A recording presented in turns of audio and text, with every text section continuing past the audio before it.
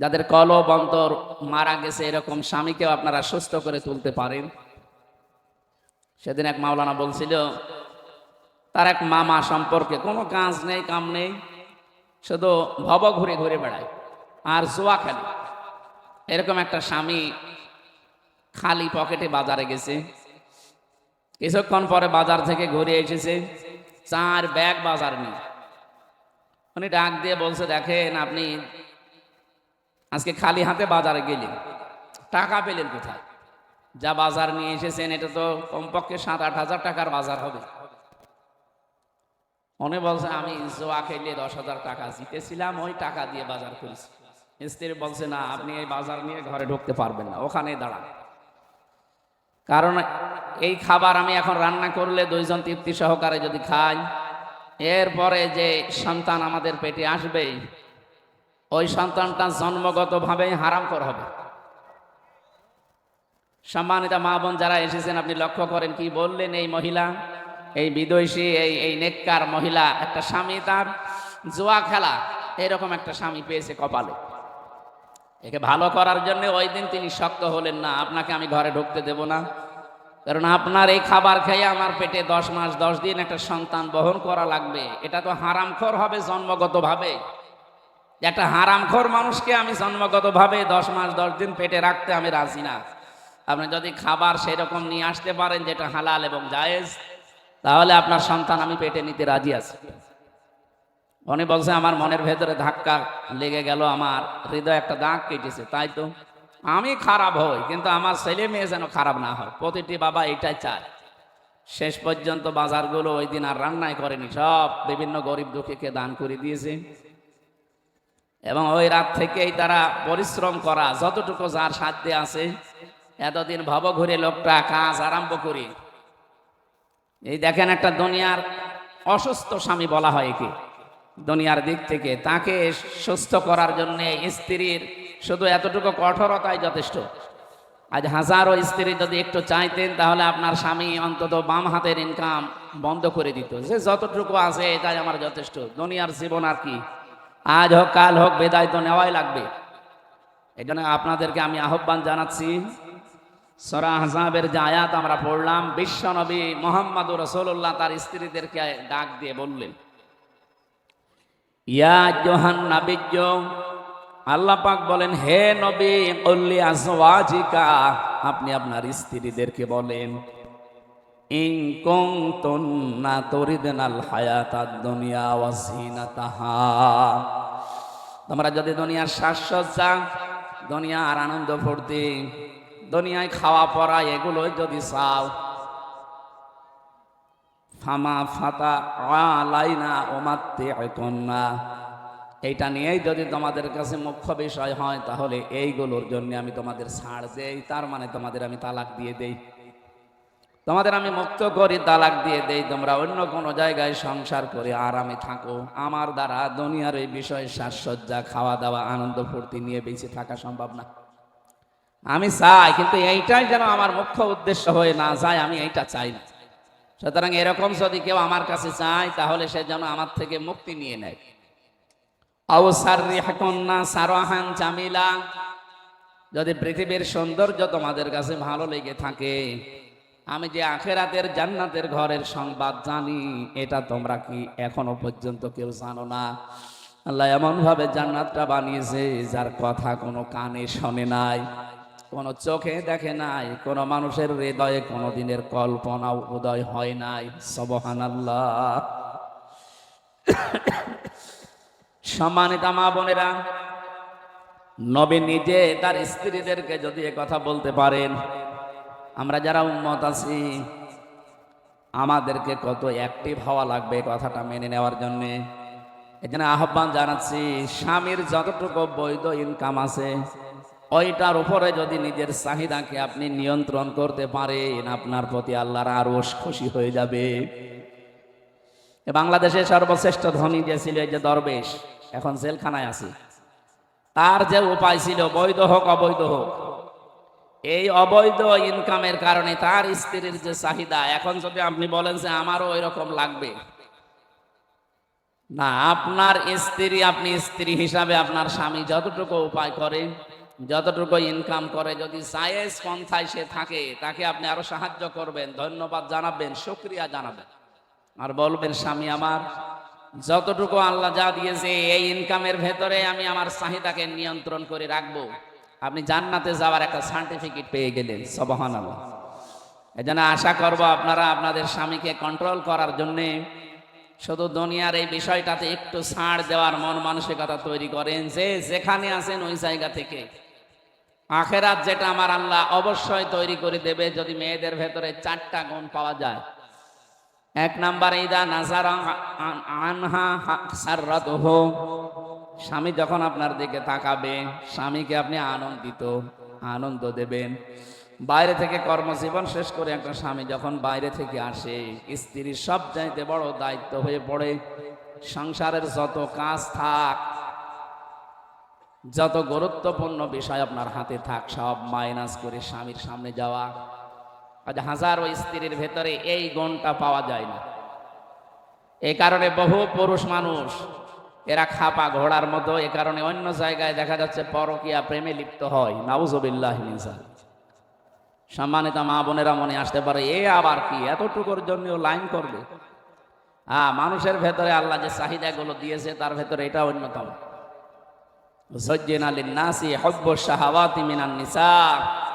পৃথিবীতে আল্লাহ আকর্ষণ তৈরি করে দিয়েছে এই পৃথিবীর যত সম্পদ আছে তার ভেতরে 1 নম্বরে নারীর প্রতি। এই জন্য আপনারা পারেন সব কিছু, আপনাকে আল্লাহ ওই সম্পদগুলো দিয়েছেন।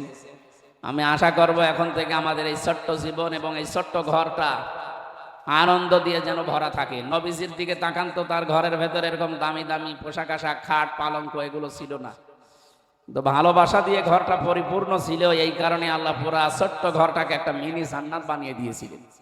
এই একটা পাখা নেই, 5 মিনিট একটু বাটাই দেন তো, গা ঘেমে যাচ্ছে। দ্বিতীয় নম্বর, ওয়াইদা গাবা আনহা হাফিজাতুহু। তিরমিজি শরীফের হাদিস এটা।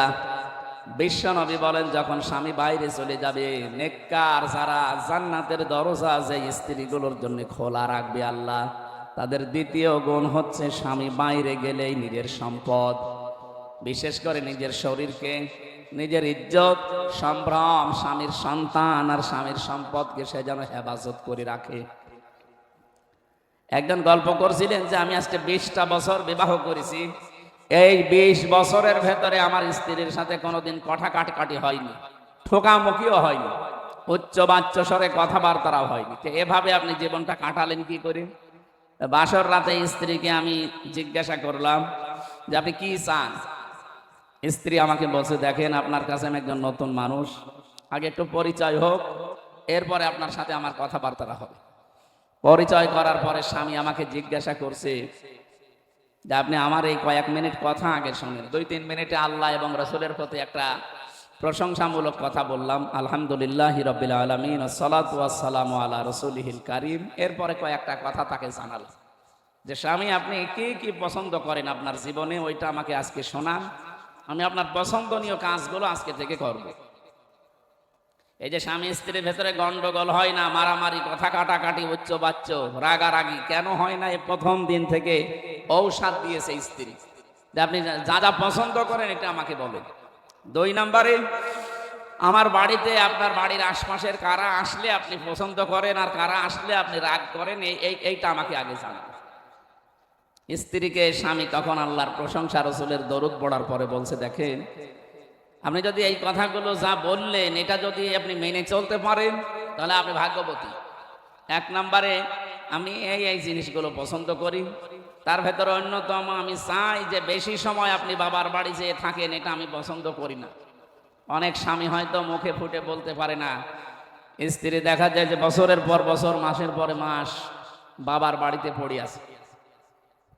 হয়তো তার মা বাবা এবং তার ভাই বোন তার বাড়ি এই সমস্ত দেখার কারণে তাকে মুখ ফুটে কিছু বলতে পারছে না। এটা কিন্তু স্বামীর কাছে অসহ্য একটা বিষয়। সম্মানিত মা বোনেরা, যেহেতু স্বামী স্ত্রীর সম্পর্ক শুধু দুনিয়ায় শেষ না, এটা কিয়ামতের পরও শেষ হবে না। আমি আবার বলছি, ফাইদা নফিখা ফিস সূরি ফালা আনসাবা বাইনাহুম।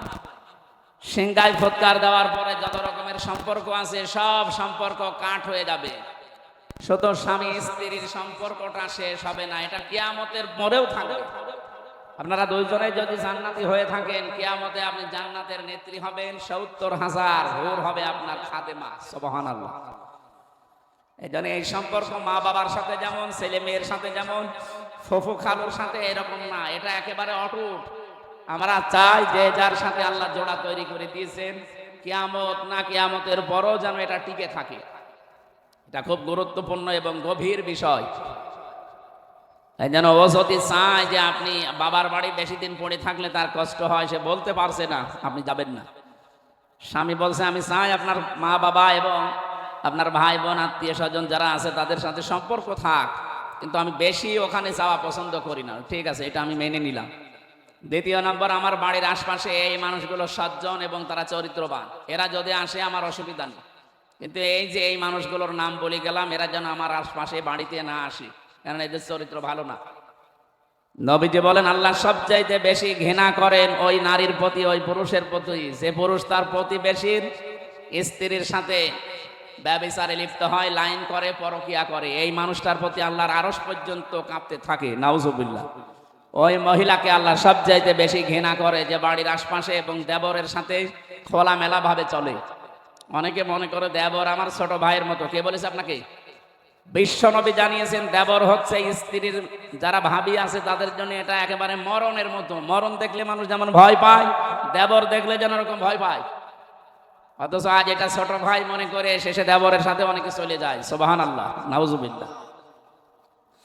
আল্লাহ আমাদেরকে যেন এই পাপ থেকে হেফাজত করেন। আল্লাহর কাছে আপনি ঘৃণিত হয়ে যাচ্ছেন, নিকৃষ্ট হয়ে যাচ্ছেন, আর কিয়ামতে আপনার এই আকৃতি আর থাকবে না। যত সুন্দর করে ফ্রেশ ওয়াশ বা বিভিন্ন জিনিস আপনারা দেন, যা একটা কিছু দিয়ে আকৃতি ঠিক রাখা যাবে না যদি আপনার চরিত্র স্বামী বাড়ি থেকে চলে গেলেই খারাপ হয়ে যায়। স্বামী বাড়ি আসলে মনে হয় ফেরেশতা হয়ে গেছে, বাইরে চলে গেলে ওর চরিত্রটা আবার প্রকাশ পায়। এত খারাপ, এত নিকৃষ্ট, যাদেরকে স্বামী পছন্দ করে না তাদেরকে ও ঘরে নিয়ে আসে, তাদের সাথে মোবাইলে গল্প করে। এটা হারাম, হারাম এবং হারাম। এটার কারণে হাজার হাজার পরিবার, এটা তো শহর এলাকা, রাজধানীর বুকে আছে হাজার হাজার পরিবার। আমি অনেকের খোঁজ খবর জানি, বড় বড় মানুষের সাথে আমি মিশেছি। বাংলাদেশে যারা 10 জন ধনী তার 5 জনের সাথে আমার মিল আছে।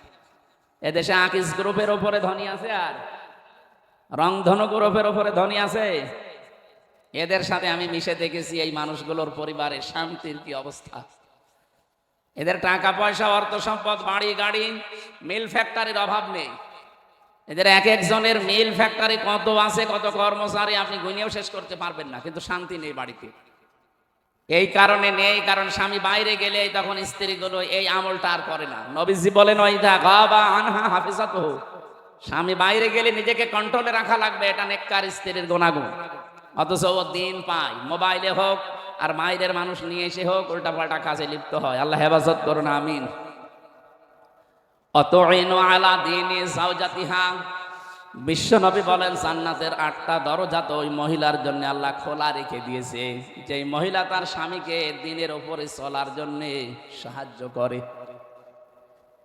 স্বামী যদি দিনের কাজে, মানবতার সেবায়, ইসলাম প্রচারে বা এরকম কোন কাজে যদি বাইরে যায়, স্ত্রী স্বামীকে তো উদ্বুদ্ধ করে এবং তাকে সময় দেয়, ছাড় দেয়, আর নিজে ধৈর্য ধারণ করে স্বামীর এই কাজ কারবারের প্রতি।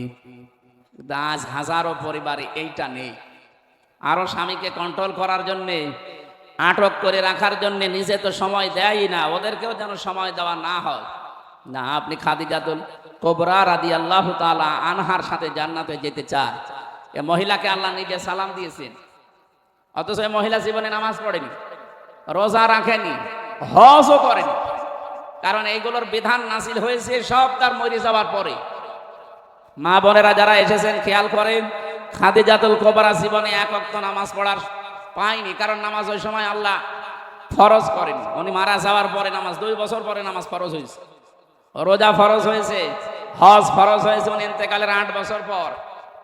তো তাহলে বলেন, সে নামাজ পড়লো না, রোজা রাখলো না, হজও করে না জীবনে, অথচ তার বাড়ি মক্কাতে, কবরও মক্কায়। এই মহিলাকে আল্লাহ শুধু সালাম দেয়নি, আল্লাহ বলেন আমি জিবরাইলকে দিয়ে ঘোষণা দিয়েছিলাম যে জান্নাতে আমি আলাদা ভাবে একটা প্রাসাদ বানিয়েছি খাদিজার জন্য আলাদা। সুবহানাল্লাহ। এই একটাই মাত্র কারণ ছিল তার স্বামীকে ছাড় দিত দিনের কাছে। নিজের অর্থ সম্পদ যা ছিল আল্লাহ তাকে যা দিয়েছিলেন, ওই জামানায় হযরতে খাদিজা 3 নাম্বার ধনী তালিকায় ছিল পুরো আরব জাহানে।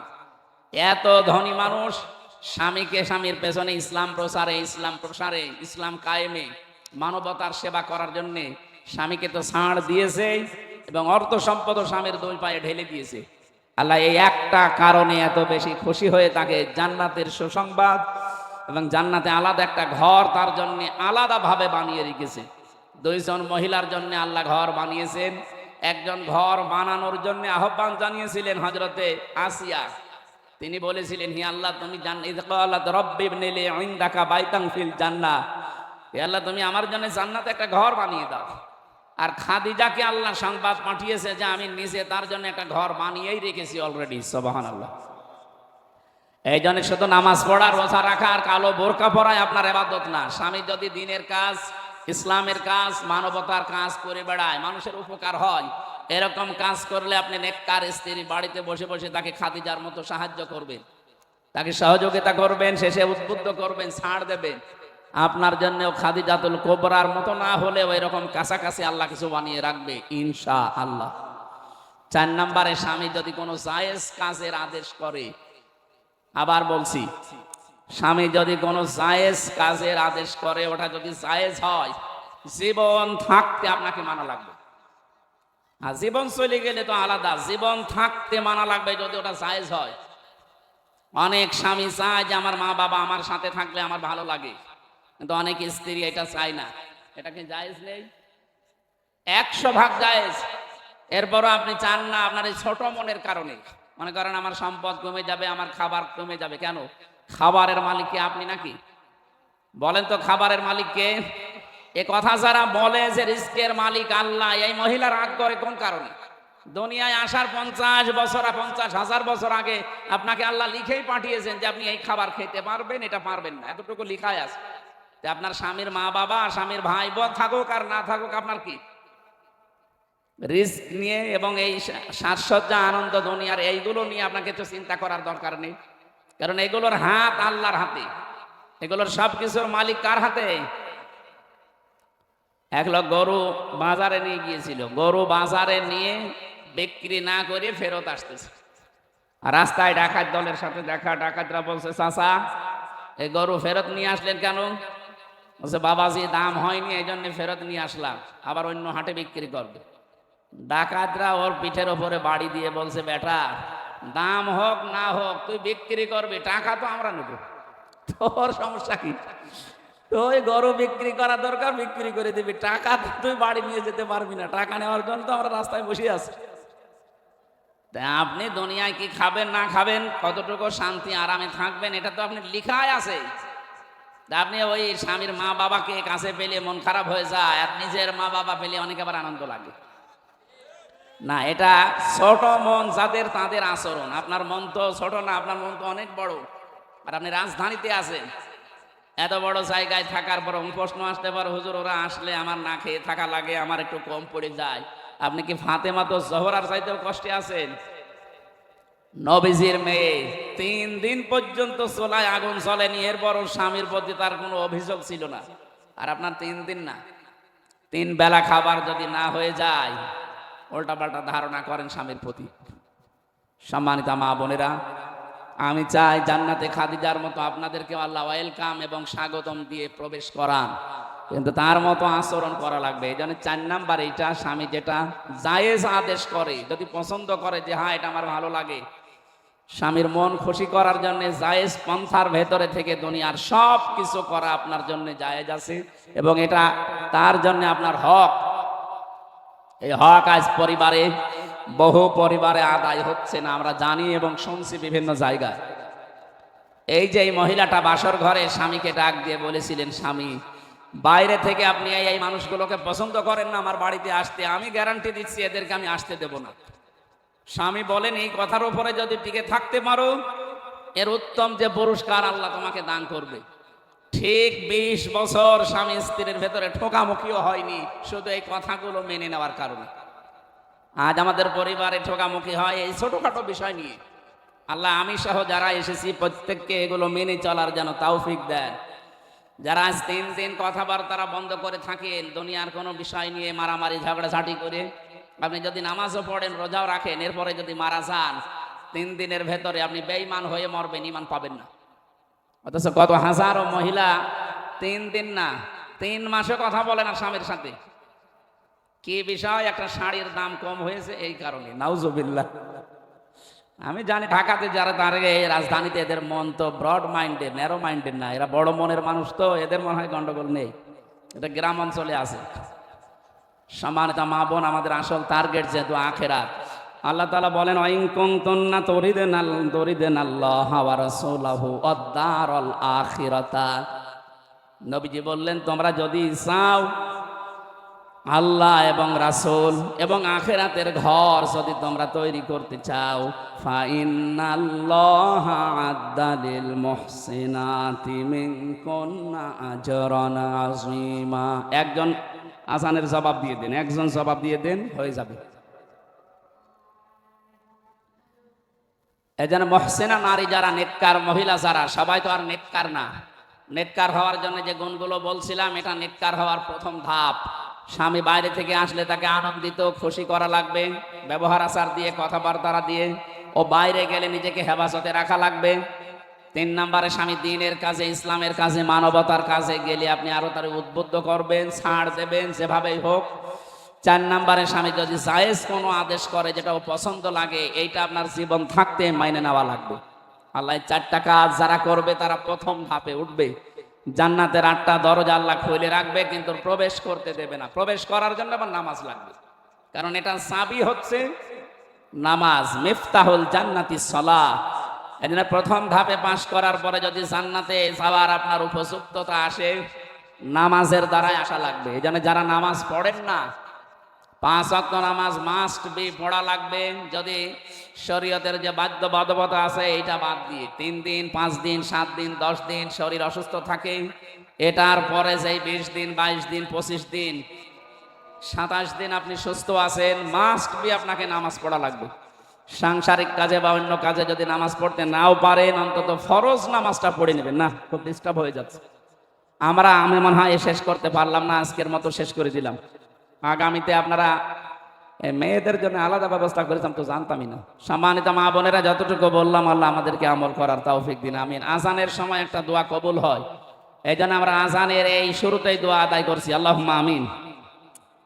লা হাওলা ওয়ালা কুওয়াতা ইল্লা বিল্লাহিল আলিয়্যিল আযীম। আল্লাহ যতটুকুই বলেছি এতটুকুই এদের জীবনে আমল করার তৌফিক দাও। আজানের সময় দোয়া কবুল হওয়ার গ্যারান্টি আছে। আমরা আজানের সময় হাত তুলেছি, আল্লাহ মেহেরবানি করে সূরা আহজাবের 29-30 নাম্বার আয়াত আমাদের জীবনে সেট করে দাও। আল্লাহুম্মা রাব্বির হামহুমা কামা রাব্বায়ানি সাগীরা। আখিরাতের জীবন আমাদের কাছে বিশাল এবং স্থায়ী, ওই জীবনের জন্য দুনিয়ায় কাজ করার তৌফিক আমাদের দান করো। আমরা অনেকে অসুস্থ আছি, আমাদের শেফায়ে কামেলা আজেলা নসিব করে দাও। আল্লাহ আসলে এলাকায় যত মেয়েরা এখানে শুনতে এসেছে কোরআনের কথাগুলো, আল্লাহ তুমি তাদেরকে খাদিজাতুল কুবরার মতো বানিয়ে দাও। রব্বুল আলামিন, স্বামী সংসারে অনেকের অশান্তি আছে, মেহেরবানি করে শান্তি দাও। অনেক পরিবারে অভাব আছে, আল্লাহ মেহেরবানি করে অভাব দূর করে স্বভাব ভালো বানিয়ে দাও। আল্লাহ স্বামী স্ত্রীর ভেতরে মিল মহব্বত তৈরি করে দাও। স্বামীকে তুমি এই মেয়েদের জন্য বাধ্য করে দাও। আল্লাহুম্মা গফিরলি ওয়ারহামনি ওয়াহদিনি ওয়াফিনি ওয়ারযুকনি ইয়া রাব্বাল আলামিন। জাবালে নূর ইসলামিয়া দাখিল মাদ্রাসা যারা লেখাপড়া করছে, দিন শিখছে, আল্লাহ এদের মেধা স্মৃতি খুলে দাও। কোরআন হাদিসের জ্ঞান তাদেরকে বদ্ধমূল করে দাও। যেই সন্তানগুলো লেখাপড়া করে এদেরকে, যেই মা পেটে নিয়েছে মায়ের পেট তুমি খাদিজার মতো বানিয়ে দাও। এলাকায় মাটির নিচে যারা ঘুমিয়ে আছে, আল্লাহ কোরআনের ইজ্জতে তাদেরকেও মাফ করে দাও। আল্লাহুম্মা রাব্বির হামহুমা কামা রাব্বায়ানি সাগীরা। জনাব আবুল কাশেম ভাই, এ বিশাল আয়োজনে যারা তার সাথে সহযোগিতায় এসেছে। আল্লাহর আজানের সময় আমি আবার বলছি দোয়া কবুল হয়, এজন্য তাদেরকেও কবুল করে নাও। এই বাজারে যারা ব্যবসা বাণিজ্য করে এদের ব্যবসা বাণিজ্যে বরকত দিয়ে দাও। মা বোন যারা এসেছেন এদের শরীরকে সুস্থ রাখো। হাজারো রোগ শোক যাদের আছে আল্লাহ কোরআনের ইজ্জতে তুমি শেফায়ে কামেলা আজেলা দিয়ে দাও। রব্বানা যালামনা আনফুসানা ওয়া ইল্লাম তাগফির লানা ওয়া তারহামনা লানাকুনান্না মিনাল খাসিরিন। মহান বিজয় দিবস আজকে। রব্বুল আলামিন এই দেশটা যেমন তুমি স্বাধীন করে আমাদেরকে দিয়েছো, কিয়ামত পর্যন্ত এর স্বাধীনতা অক্ষুণ্ণ রাখো। বাইরের দেশগুলোর যে চক্রান্ত চলছে এই শকুনদের চক্রান্ত থেকে আমাদের বাঁচাও। এ দেশটাকে আল্লাহ তুমি নিজের হাতে তুলে নাও। কোরআনে কারিম এই দেশে কায়েম করার মাধ্যমে বাংলাদেশের স্বাধীনতা সার্বভৌমত্ব তুমি অক্ষুণ্ণ করে দাও। যারা শহীদ হয়েছে এই দেশে 2024 এবং 1971 সালে প্রত্যেকটি শহীদকে তুমি শাহাদতের সর্বোচ্চ মাকাম দান করো। কত মহিলা এখানে বসে আছে নিজের বাবা মা আত্মীয় স্বজন ভাই বোন ছেড়ে, যারা স্বামীর বাড়িতে পড়ে আছে মাসের পর মাস বছরের পর বছর। আল্লাহ তাদের মনকে তুমি ধৈর্য এবং সহ্য দিয়ে পরিপূর্ণ করে দাও। স্বামীর সংসারে আবার বলছি আল্লাহ তুমি শান্তি দান করো। আল্লাহ অনেকের সন্তান হয় না, আল্লাহ তাআলা মা ডাক শোনার জন্য বাবা ডাক শোনার জন্য আগ্রহ নিয়ে আছে। একটা সন্তান তাদেরকে দিয়ে কল ভর্তি করে দাও। ছেলে মেয়ে যাদেরকে দিয়েছো আল্লাহ তাদের ছেলে মেয়েগুলোকে মানুষের মতো মানুষ বানাও। কখন কার কাছে মরণ চলে আসে জানি না। আল্লাহ আবার বলছে যে আয়াত থেকে পড়েছি, এর মূল আলোচনা দুনিয়ার চাইতে আখিরাতকে প্রাধান্য দেওয়া। তোমার ওই বানানো জান্নাত পাওয়ার জন্য প্রতিযোগিতা আরম্ভ করা। আজকে থেকে আমরা যেন স্ব জায়গা থেকে জান্নাত পাওয়ার জন্য প্রতিযোগিতায় নামতে পারি, তৌফিক দাও। আলহামদুলিল্লাহি রাব্বিল আলামিন। লা ইলাহা ইল্লাল্লাহু মুহাম্মাদুর রাসূলুল্লাহ।